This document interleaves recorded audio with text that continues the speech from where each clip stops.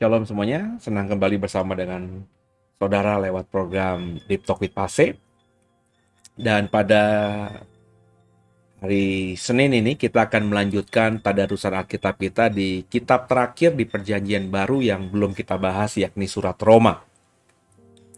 Dan saya berharap dalam 2 bulan ini Surat Roma selesai dan akhirnya kita akan masuk dalam tadarusan Alkitab, kitab-kitab di Perjanjian Lama. Dan sebelum kita mulai Surat Roma ini, mari satu hati kita doa.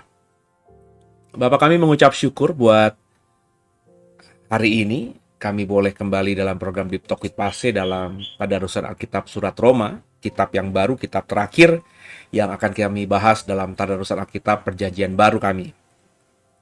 Bicara kepada kami, jamah kami, agar kami semua punya pemahaman yang baru dan benar tentang Tuhan lewat pembacaan Alkitab kami.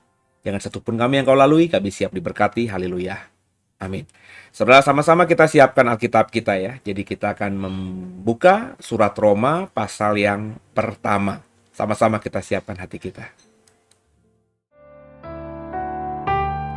Mengalir kuasa dari tempat maha tinggi, Bapa kekal mulia, Kau hadir di sini, memulihkan hati, menyembuhkan yang terluka.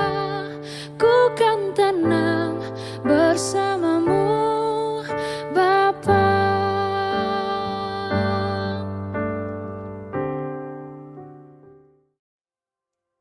Ya, surat Paulus kepada jemaat di Roma. Kita akan membaca dari ayat yang pertama. Salam perikopnya, saudara ya, sama-sama kita baca. Dari Paulus, hamba Kristus Yesus yang dipanggil menjadi rasul dan dikuduskan untuk memberitakan Injil Allah. Injil itu telah dijanjikannya sebelum dengan perantara nabi-nabinya dalam kitab-kitab suci. Tentang anaknya yang menurut daging diperanakan dari keturunan Daud, dan menurut roh kekudusan dinyatakan oleh kebangkitannya dari antara orang mati, bahwa ia adalah anak Allah yang berkuasa, Yesus Kristus Tuhan kita. Dengan perantaraannya kami menerima kasih karunia dan jabatan rasul untuk menuntun semua bangsa supaya mereka percaya dan taat kepada namanya. Kamu juga termasuk di antara mereka. Kamu yang telah dipanggil menjadi milik Kristus, tapi kepada kamu sekalian yang tinggal di Roma, yang dikasihi Allah, yang dipanggil dan dijadikan orang-orang kudus, kasih karunia menyertai kamu, damai sejahtera dari Allah Bapa kita dan dari Tuhan Yesus Kristus. Jadi selalu saya mengatakan bahwa andai kata tulisan Paulus atau surat-surat Paulus tidak ada di perjanjian baru kita, ya mungkin Bapak Ibu dan saya belum sampai pada pemahaman bahwa Yesus itu Tuhan, saudara ya. Di surat Roma ini jelas sekali ya. Yesus berkata, maafkan saya, Paulus berkata, dia adalah hamba Kristus Yesus. Kemudian juga di kalimat-kalimat akhir yang kita baca tadi, ya, atau di pertengahan di ayat 4 ini, dan menurut roh kekudusan dinyatakan oleh kebangkitannya dari antara orang mati, bahwa ia adalah anak Allah yang berkuasa, Yesus Kristus Tuhan kita. Ya, jadi sejak Paulus, ya tentu rasul-rasul lain juga, cuman kan kita tidak bisa menemukannya dengan vulgar, dengan panjang lebar, dibandingkan dengan tulisan-tulisan Paulus ya. Nah, kita yang hidup mungkin 100-200 tahun setelah pasca Yesus Kristus naik ke surga, terlebih Bapak Ibu dan saya yang hidup 2000-an tahun setelah peristiwa semua yang ada di Alkitab itu, bisa akhirnya punya iman bahwa Yesus Kristus itu Tuhan, ya dari salah satu pengaruh besarnya adalah tulisan-tulisan Paulus. Ya, satu sisi kita bisa melihat Paulus adalah orang yang berjasa sehingga kita punya pemahaman iman yang sempurna, tapi sisi lain dari orang-orang yang tidak menyukai kita, orang percaya, ya Paulus ini dianggap sebagai biang keladi. Karena ya Paulus lah yang menekankan bahwa Yesus Kristus Tuhan lewat tulisan-tulisannya. Jadi ini hal yang ya kontradiksi ya, tergantung saudara memilihnya di mana. Saya memilih percaya kata Paulus bahwa Yesus Kristus adalah Tuhan juru selamat, bukan semata-mata karena mengagumi Paulus, tapi karena tulisan-tulisan ini ya terpelihara. Ya. Bayangkan melewati ribuan tahun, ya, dari orang-orang yang mayoritas membenci kekristenan, kemudian dunia pada saat itu juga mulai berbalik sehingga penguasa dunia Romawi saat itu menjadi Kristen, menjadi orang percaya. Terus kemudian juga beberapa abad ketika milenium ini mau berakhir ya, terjadi yang namanya perang salib di mana banyak tulisan-tulisan bapak-bapak gereja yang di bumi hanguskan, yang dihilangkan karena perang ini. Dan sekarang terpelihara sampai dengan kita memiliki terjemahan dalam bahasa Indonesia. Ini kan perjalanan yang panjang sekali, saudara. Ya. Dan saya percaya ini ada campur tangan yang tidak kelihatan dari oknum yang tidak kelihatan, yakni Tuhan sendiri yang mengizinkan tulisan-tulisan ini tetap ada dan akhirnya kita bisa membaca dan mengimaninya. Dan menarik di sini adalah surat Paulus kepada jemaat Kristen yang di Roma, ya. Sebuah kota megapolitan zaman itu, kota terbesar di dunia zaman itu, yang tentu pada awalnya ketika Paulus menulis surat ini ya belum menjadi kota Kristen. Kristen masih menjadi gerakan separatis kecil gitu ya, di luar agama Yahudi, ya sudah dianggap musuh oleh orang-orang Yahudi. Dan kekristenan zaman itu ya seperti ini, ya berkembang seperti ini. Dan ada orang Kristen di Roma ini sudah menarik. Berarti kekristenan cepat sekali berkembangnya. Dan lewat tulisan Paulus ini juga kita akhirnya mengerti bahwa jemaat di Roma itu ya jemaat yang sangat solid, sangat kuat. Meskipun mungkin secara nominal belum terlalu besar, tapi cukup kuat gitu ya. Itu kenapa Paulus menuliskan surat kepada jemaat di Roma. Sebab kalau jemaat di Roma belum kuat, hanya 1-2 orang saja, tentu tidak ada urgensinya untuk menuliskan surat ini ke Roma, ke jemaat Roma. Dengan Paulus sebagai rasul yang terkemuka saat itu menuliskan surat ini kepada jemaat di Roma, tentu sepak terjang apa yang digumuli, apa yang dialami oleh jemaat Kristen di Roma itu sudah terdengar di telinga Paulus. Kita lanjutkan lagi ya kalimat berikutnya, ayat 8. Perikopnya Paulus ingin ke Roma. Pertama-tama aku mengucap syukur kepada Allahku oleh Yesus Kristus dan kamu sekalian, sebab telah tersiar kabar tentang imanmu di seluruh dunia. Perhatikan, imannya jemaat Roma sudah tersiar sampai ke seluruh dunia.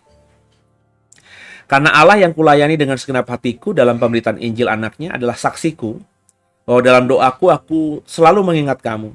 Aku berdoa semoga dengan kehendak Allah, aku akhirnya beroleh kesempatan untuk mengunjungi kamu. Sebab aku ingin melihat kamu untuk memberikan karunia rohani kepadamu guna menguatkan kamu, yaitu supaya aku ada di antara kamu dan turut terhibur oleh iman kita bersama, baik oleh imanmu maupun oleh imanku. Saudara-saudara, aku mau supaya kamu mengetahui bahwa aku telah sering berniat untuk datang kepadamu. Tapi hingga kini selalu aku terhalangi, agar di tengah-tengahmu aku menemukan buah, seperti juga di tengah-tengah bangsa bukan Yahudi lainnya. Aku berhutang baik kepada orang Yunani maupun kepada orang bukan Yunani, baik kepada orang terpelajar maupun kepada orang tidak terpelajar. Itulah sebabnya aku ingin memberitakan Injil kepada kamu juga yang diam di Roma. Jadi kita tidak bisa mengatakan bahwa jemaat Roma ini Paulus yang merintis. Tapi bisa saja, besar kemungkinan yang merintis jemaat di Roma ini adalah orang-orang yang bertobat dari pelayanan Paulus ketika Paulus ada di kota-kota lain. Ya, terindikasi di sini bahwa Paulus memang belum pernah ke Roma. Ya, dikatakan aku sudah mendengar, kami sudah mendengar ya cerita tentang imanmu yang tersebar sampai di seluruh dunia. Berarti itu mengindikasikan memang Paulus mungkin belum pernah ke Roma, baru mendengar saja. Ayat 10 lebih jelas lagi, aku berdoa semoga dengan kehendak Allah aku akhirnya beroleh kesempatan untuk mengunjungi kamu. Jadi belum pernah dia ke sana, baru mendengar. Mungkin yang merintis jemaat di Roma adalah muridnya Paulus ketika Paulus menetap beberapa waktu lamanya di sebuah kota. Kemudian orang ini kembali ke rumahnya di Roma, terus bertobat sudah dan merintis dan melayani menginjil 1-2 orang sehingga akhirnya jemaat Roma terbentuk. Ya. Jadi ini kerinduan Paulus bahwa dia ingin ke Roma. Ya. Tujuan dia ingin ke Roma. Itu mungkin yang kalau kita melihat apa yang dialami oleh Paulus sejak dia dituduh menjadi penjahat, ya. Kan dia memang ingin mengajukan banding kepada kaisar di Roma. Mungkin itu yang menyebabkan akhirnya Paulus tidak mau menghentikan kasusnya. Karena dengan dia menjadi tawanan atau tahanan untuk diadili di Roma lewat pengadilan langsung kepada kaisar, dia punya kesempatan untuk mempertobatkan atau untuk memberitakan Injil kepada kaisar ketika dia berhadapan muka dengan kaisar. Di sini kita bisa melihat keberaniannya Paulus. Padahal kalau Bapak Ibu membaca Kisah Rasul, itu raja wilayah dan juga wali negeri sudah berkata, ini kalau orang ini, Paulus maksudnya, tidak mengajukan banding kepada kaisar, masalahnya selesai karena kita tidak menemukan kesalahan apa-apa pada orang ini. Tapi karena Paulus ingin menuntut keadilan atas perlakuan orang Yahudi kepada dirinya, dia terus ingin mengajukan banding kepada kaisar. Langsung makanya dibawa ke Roma. Kita berpikir tadinya ini ngapain gitu ya, Paulus ngapain? Sok jago-jagoan kah? Tapi kalau kita membaca surat di Roma ini, kita akhirnya mengerti bahwa mungkin ini caranya Paulus supaya dia bisa ke Roma. Ya. Karena selama ini dia berusaha untuk ke Roma, tapi dihalang-halangi kalau kita baca tadi ayat-ayat di atas. Tapi dengan dia dijaga oleh prajurit Roma, memang harus dikondisikan sampai di Roma karena dia mau naik banding atas kasus hukumnya melawan orang-orang Yahudi yang ada di tanah Palestina. Akhirnya ini kesempatan yang dipikir oleh Paulus bahwa dia bisa sampai ke Roma dan kalau bisa bertemu langsung dengan kaisar, pemimpin nomor 1 dunia saat itu, dia ada kesempatan untuk membela dirinya, sekaligus juga memberitakan Kristus. Bisa saja nanti, mungkin dia berpikir dalam hatinya, kaisar Roma bisa bertobat, bisa mengenal Kristus paling tidak. Jadi kita bisa ngebaca di sini bahwa ini yang namanya keberaniannya Paulus ini luar biasa.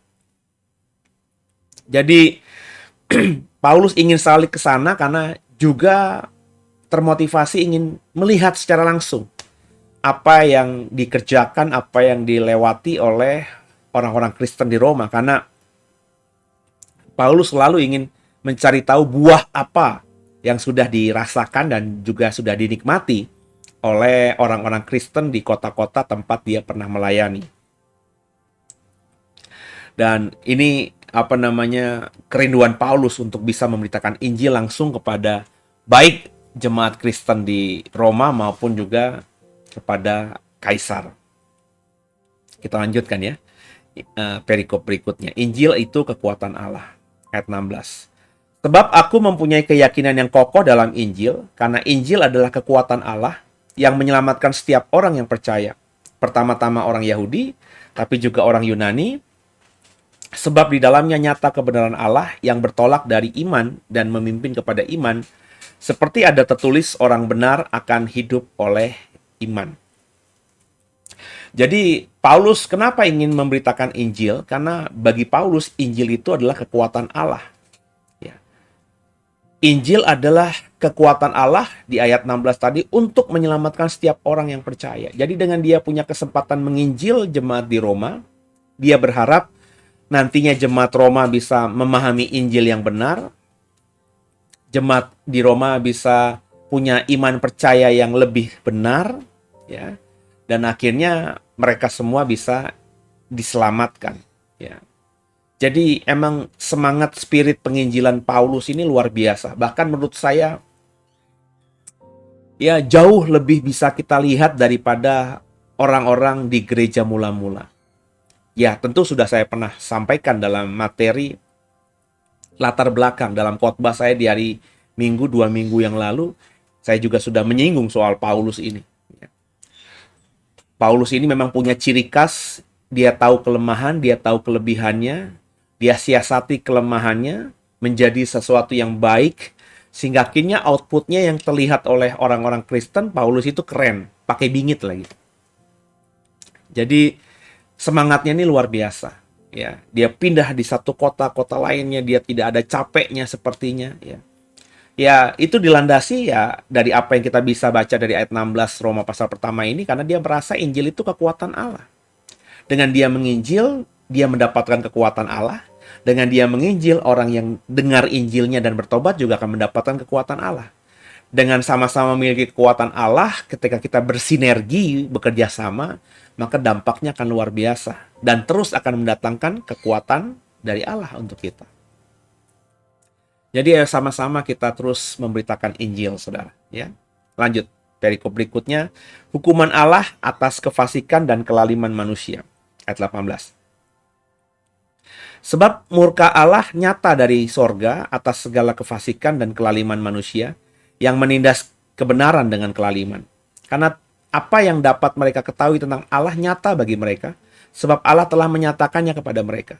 Sebab apa yang tidak nampak daripadanya, yaitu kekuatannya yang kekal dan keilahiannya, dapat nampak kepada pikiran dari karyanya sejak dunia diciptakan, sehingga mereka tidak dapat berdalih. Sebab sekalipun mereka mengenal Allah, mereka tidak memuliakan Dia sebagai Allah atau mengucap syukur kepadanya. Sebaliknya, pikiran mereka menjadi sia-sia dan hati mereka bodoh menjadi gelap. Yang bodoh menjadi gelap. Mereka berbuat seolah-olah mereka penuh hikmat, tetapi mereka telah menjadi bodoh. Mereka menggantikan kemuliaan Allah yang tidak fana dengan gambaran yang mirip dengan manusia yang fana. Burung-burung, binatang-binatang yang berkaki 4, atau binatang-binatang yang menjalar. Karena itu Allah menyerahkan mereka kepada keinginan hati mereka dengan akan kecemaran, sehingga mereka saling mencemarkan tubuh mereka. Sebab mereka menggantikan kebenaran Allah dengan dusta dan memuja dan menyembah makhluk dengan melupakan penciptanya yang harus dipuji selama-lamanya. Amin. Karena itu, Allah menyerahkan mereka kepada hawa nafsu yang memalukan, sebab istri-istri mereka menggantikan persetubuhan yang wajar dengan yang tak wajar. Demikian juga suami-suami meninggalkan persetubuhan yang wajar dengan istri mereka, dan menyala-nyala dalam birahi mereka seorang terhadap yang lain, sehingga mereka melakukan kemesuman laki-laki dengan laki-laki. Dan karena itu mereka menerima dalam diri mereka balasan yang setimpal untuk kesesatan mereka. Dan karena mereka tidak merasa perlu untuk mengakui Allah, maka Allah menyerahkan mereka kepada pikiran-pikiran yang terkutuk, sehingga mereka melakukan apa yang tidak pantas, penuh dengan rupa-rupa kelaliman, kejahatan, keserakahan, kebusukan, penuh dengan dengki, pembunuhan, perselisihan, tipu muslihat, dan kefasikan. Mereka adalah pengumpat, pemfitnah, pembenci Allah, kurang ajar, congkak, sombong, pandai dalam kejahatan, tidak taat kepada orang tua, tidak berakal, tidak setia, tidak penyayang, tidak mengenal belas kasihan. Sebab walaupun mereka mengetahui tuntutan-tuntutan hukum Allah, yaitu bahwa setiap orang yang melakukan hal-hal demikian patut dihukum mati, mereka bukan saja melakukannya sendiri, tapi mereka juga setuju dengan mereka yang melakukannya. Ini Paulus menceritakan, Paulus ingin menyampaikan ya kepada jemaat di Roma bahayanya akan kebobrokan dunia saat itu. Dan jemaat Roma tentu jemaat yang sangat paham dengan apa yang disampaikan Paulus, karena Roma adalah pusat peradaban dunia zaman itu. Semua dosa tumpah ruah di Roma, ya. Sehingga cerita Paulus soal kefasikan dan kelaliman itu menindas kebenaran, ya, itu sesuatu yang sudah mereka alami. Mereka bisa lihat dengan telanjang, ya. Jadi Paulus ingin menekankan bahwa kalau kelaliman itu terus menekan kebenaran, itu lama-lama memang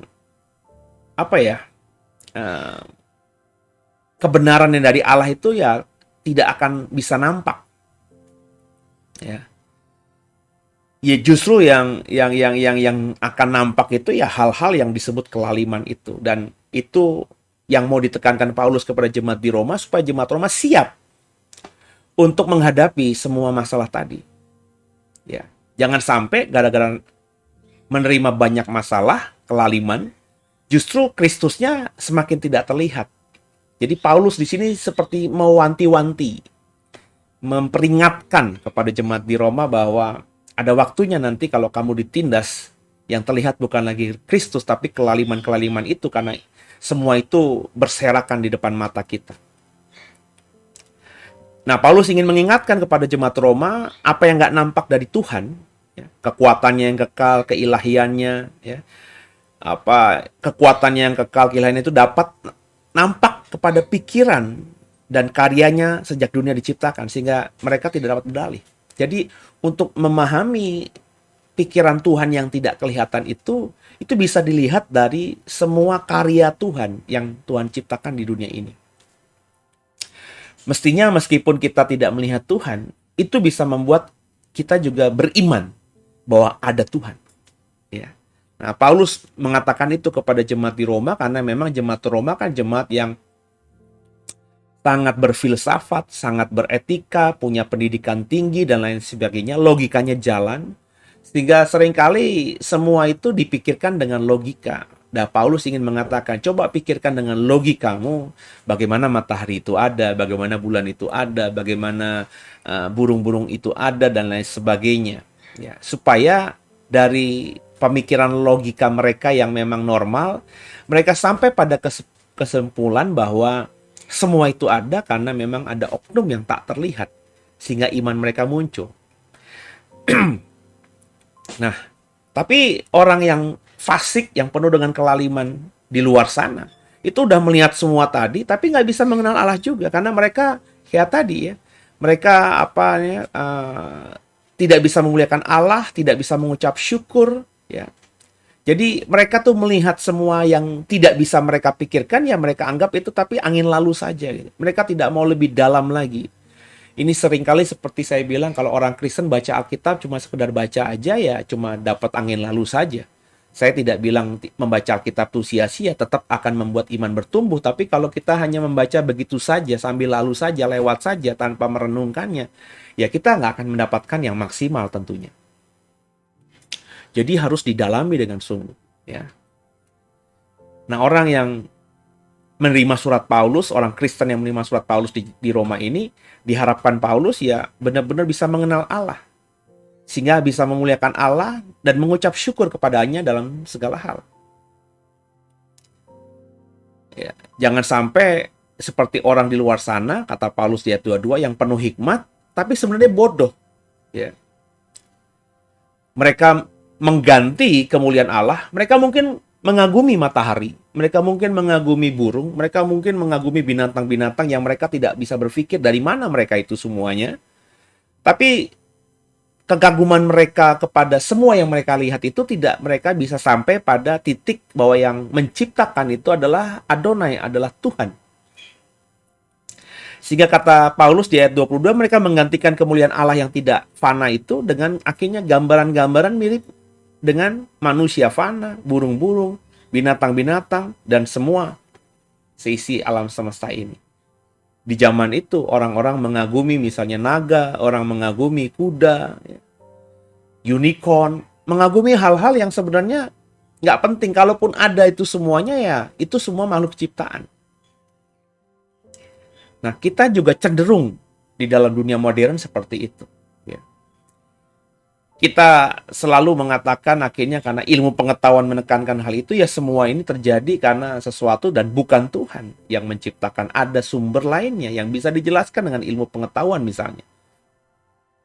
Sehingga akhirnya ya kita mengagumi seisi dunia ini, bahkan semua alam semesta, tapi kita tidak bisa bersyukur kepada Tuhan yang bisa kita imani, yang menciptakan semuanya tadi. Jadi karena itu banyak orang-orang modern menggantikan kebenaran dengan apa yang mereka pikir itu baik. Ya. Mereka menggantikan peran Allah dengan sesuatu yang timbul di hati mereka, keinginan hati mereka, ya. Sehingga ya kalau begitu mereka akhirnya mencemarkan tubuh mereka. Seharusnya mereka memuliakan Allah, tapi mereka mensubstitusi memuliakan Allah dengan hal-hal yang lainnya. Di ayat 25, mereka menggantikan kebenaran Allah dengan dusta, memuja dan menyembah makhluk dengan melupakan penciptanya yang dipuji selama-lamanya. Amin. Mestinya pencipta yang harus dipuji selama-lamanya, tapi mereka malah menggantikannya dengan memuja makhluk-makhluk atau benda-benda atau apapun yang sebenarnya itu ciptaan Tuhan. Ya lucu aja gitu. Ini kenapa? Karena manusia tidak mau membuka hati, tidak mau membuka diri sungguh bahwa semua ini ada, pasti ada sosok yang menciptakannya. Dan itu tentu Tuhan. Ada yang mengatakan Tuhan itu zat, ada yang mengatakan Tuhan itu roh, ada yang menamakan Tuhan A, B, C, D, E. Saya rasa itu setiap kita berhak saja memberikan nama buat Tuhan yang kita imani. Tapi ketika kita merujuk pada oknum yang menciptakan langit dan bumi, tentu itu merujuk pada oknum Tuhan yang satu, yang esa. Jadi harus dipahami juga di ayat 26, Allah menyerahkan mereka kepada hawa nafsu yang memalukan. Jadi ini peringatan kepada jemaat di Roma, karena Paulus sudah mendengar memang jemaat di Roma itu terikat dengan kedagingan duniawi yang begitu kental. Bahkan sampai kaisar, kalau kita membaca sejarah saat ini, banyak kaisar Roma itu yang hidupnya memang pesta pora, kawin-mengawinkan. Sehingga Paulus mengatakan di ayat 26 dan seterusnya, ada istri-istri para laki-laki di Roma itu menggantikan persetubuhan yang wajar dengan yang tidak wajar. Suaminya juga begitu. Meninggalkan persetubuhan yang wajar dengan istri mereka, ya, tapi malah bernyala-nyala seorang kepada yang lain, ya, antara laki-laki dengan laki-laki. Dan ini situasi yang memprihatinkan. Mereka satu sisi tinggal di sebuah kota yang besar, tapi mereka tidak bisa melihat Tuhan yang mengadakan semua tadi, sehingga mereka mengalihkannya dengan penyembahan-penyembahan berhala, sehingga akhirnya etika, moral, dan iman mereka semakin menjauh daripada Adonai, Tuhan yang menciptakan segala-galanya. Orang kalau sudah tidak menghargai Tuhan, maka ya ekspresinya seperti yang digambarkan Paulus tadi. Banyak istri-istri yang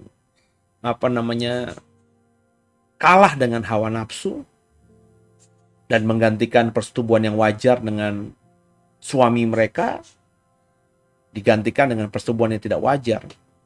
Tidak wajar ya mungkin dengan perempuan-perempuan, seperti tadi banyak suami melakukan persetubuhan yang tidak wajar antara laki-laki dengan laki-laki. Mungkin manusia, maafkan saya, dengan binatang. Sesuatu yang memang sudah di luar kehendak Tuhan. Dan itu akan terjadi jika memang manusia tidak sampai pada pengenalannya akan Tuhan. Ya.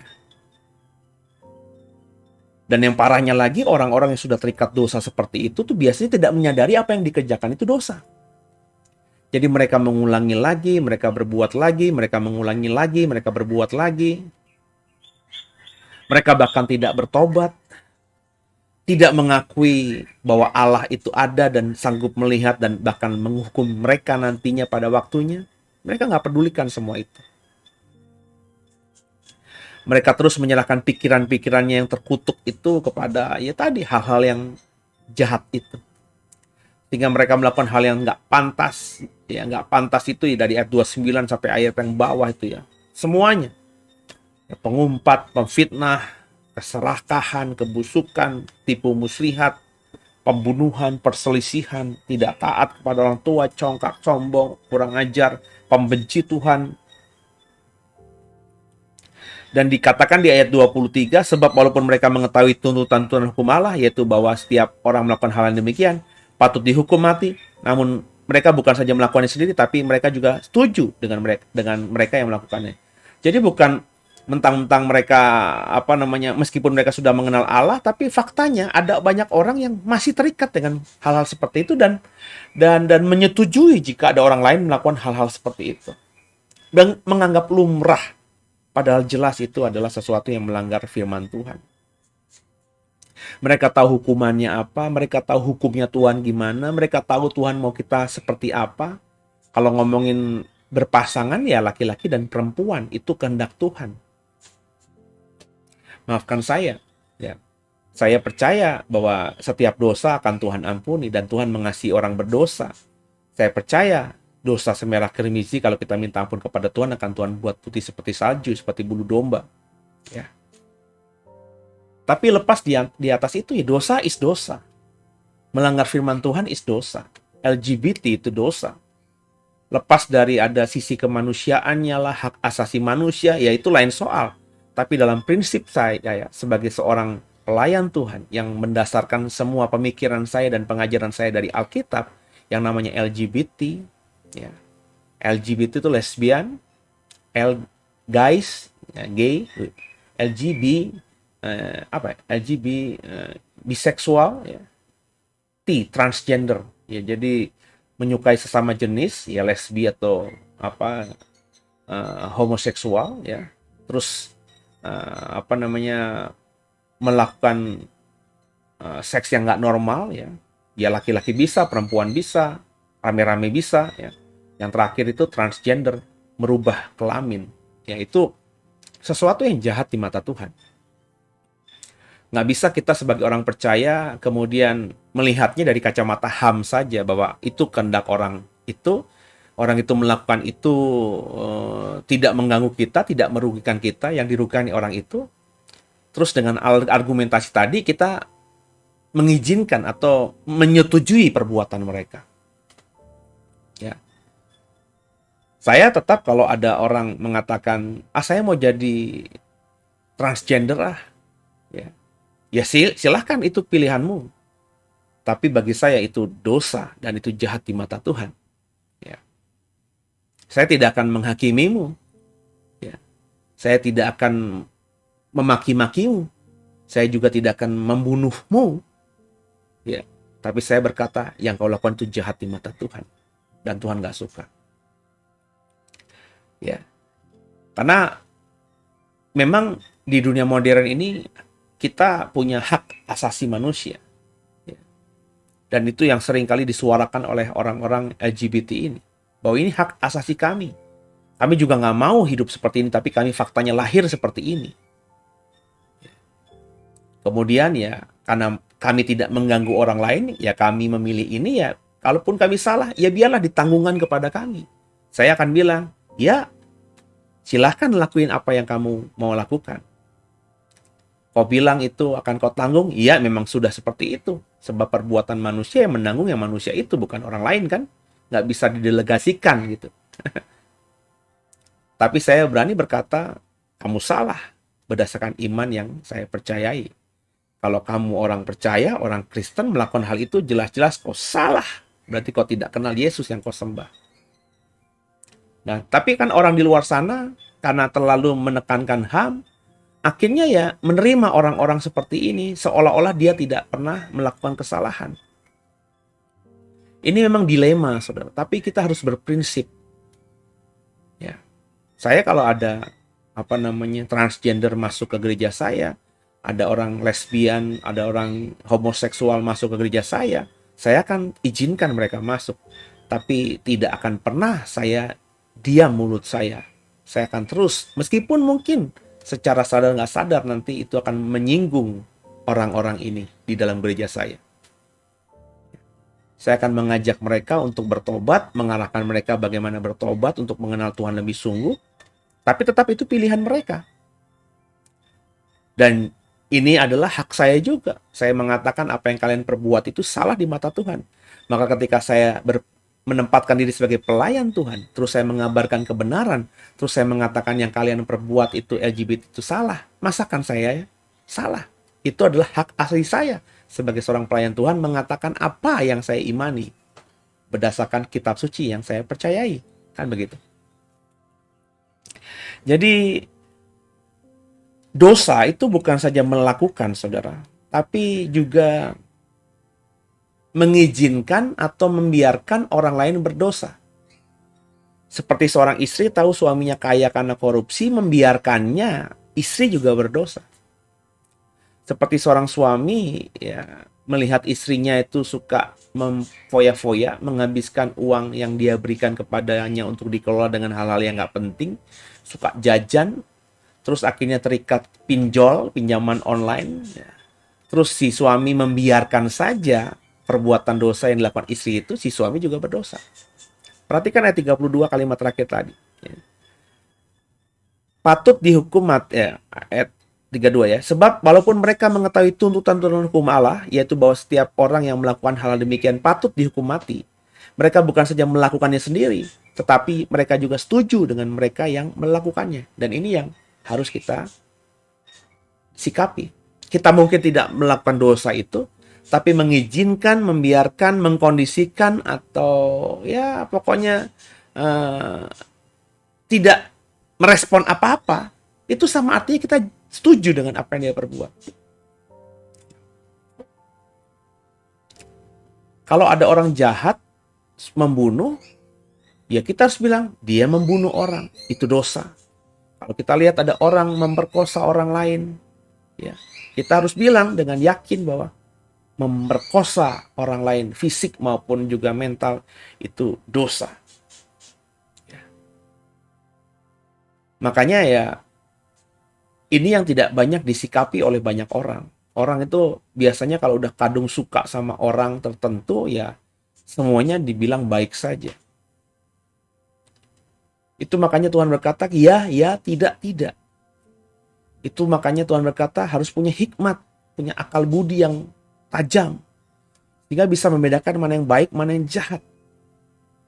Sebab kalau kita berada di status quo, diam saja, netral saja, melihat ada orang bunuh-bunuhan kita tidak bersuara, melihat ada suami istri saling cerai, ya saling tuntut cerai, kita diam saja. Melihat ada banyak anak muda di sana memberontak sama orang tuanya, kita diam saja. Itu berarti artinya kata Alkitab kita setuju dengan perbuatan-perbuatan lain itu, dan kita semua artinya ikut berdosa. Meskipun tidak berbuat, tapi karena menyetujui. Nah saudara, ayo sama-sama sekarang ini kita belajar menjadi orang Kristen yang bijaksana. Semoga tadarusan Roma pasal 1 ini bisa menginspirasi saudara dan membuat kita semua semakin memahami apa yang Tuhan inginkan. Semoga jadi berkat. God bless you.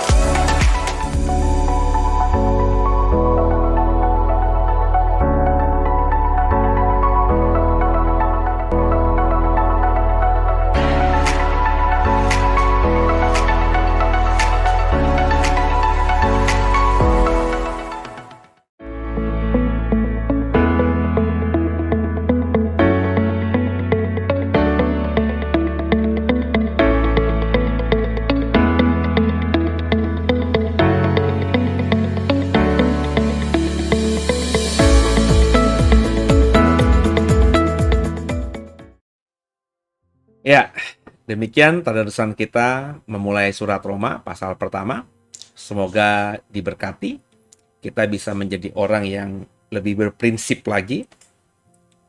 Bukan saja tidak melakukan, tapi juga menyuarakan ketidaksetujuan kita terhadap dosa. Ya, makanya saya selalu mengatakan, cobalah kita punya akal yang tajam sehingga bisa bersuara. Kalau kita melihat ada yang baik, ya puji. Kalau kita melihat ada yang buruk, ya kritik. Ya, kasih informasi, suarakan. Saya nggak setuju. Ya, jangan diam saja. Dan saya sadar banget sebagai seorang pelayan Tuhan, saya harus bersuara. Sebab seorang pelayan Tuhan itu harus punya suara kenabian. Ya, karena kita yang melayani Tuhan itu sedikit banyak sikap kita, pikiran kita, pendapat kita itu ada yang mendengarkan, dan mereka harus tahu bagaimana sikap seorang pelayan Tuhan di mana mereka sedang melihat kita. Ya. Jadi kalau ada presiden pemerintahan kita yang melakukan hal yang baik, ya diapresiasi. Kalau ada presiden dan pemerintah kita misalnya melakukan sesuatu yang kurang baik menurut kita, ya dikritisi. Ya, jangan kita diam saja atau tidak setuju tapi memendami dalam hati. Ingat, sebagai seorang pelayan Tuhan itu bukan cuma pendeta saja. Setiap kita kan pelayan Tuhan. Kita ini harus menyuarakan suara kenabian yang datangnya dari Tuhan. Sehingga lewat pengaruh yang kita punyai, kita bisa membagikan pemikiran kita kepada orang lain. Demikian saudara, semoga jadi berkat dan Tuhan Yesus memberkati. Kita tundukkan kepala, kita akhiri program kita malam hari ini. Makasih Tuhan buat malam hari ini. Kami sudah belajar membaca Roma pasal 1. Doa kami kau mampukan jadi pelaku firman, bukan cuma jadi pendengar firman. Yesus Kristus adalah Tuhan Juru Selamat kami yang hidup. Ampuni salah dosa kami, dan ke dalam tangan-Mu lah kami serahkan tubuh, jiwa, dan roh kami. Haleluya. Terus ikuti program Deep Talk with Pase, dan besok kita akan ada The Living Wisdom. Sepanjang minggu ini kita akan belajar. Bapak Ibu saya undang juga untuk ikut sekolah Alkitab kita yang akan kita mulai di beberapa Sabtu mendatang. Ya, kita akan mulai teologia proper, teologia tentang Allah. Ya, segera mendaftar. Ada tadi di slide terakhir tentang bagaimana kita bisa mengikutinya. Biayanya sangat murah sekali dan kita bisa berdiskusi, termasuk dengan saya. Kita akan bisa tukar pikiran panjang lebar tentang banyak hal. Demikian, dan semoga semuanya diberkati. Haleluya. God bless you.